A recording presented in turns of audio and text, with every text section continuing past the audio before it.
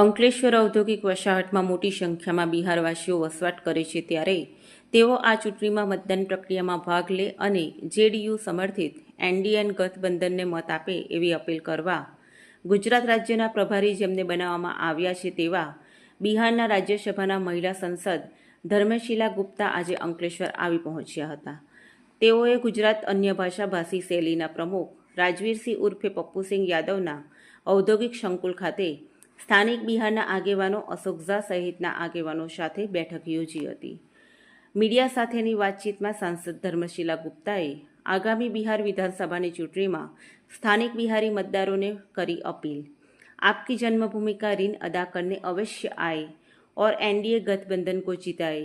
વધુમાં તેઓએ એનડીએ સરકારમાં મહિલા સશક્તિકરણની અનેક યોજના થકી મહિલાઓનું જીવન ધોરણ ઊંચું આવ્યું હોવાનું જણાવ્યું હતું અને બિહાર રાજ્ય હવે જંગલ રાજમાંથી મુક્ત થયું છે. આ બેઠક દરમિયાન અંકલેશ્વરના અન્ય ભાષાભાષી સેલના અગ્રણીઓ અશોક ઝા, રાજવીરસિંહ, અનિલ શુક્લા સહિત અગ્રણીઓ ઉપસ્થિત રહ્યા હતા.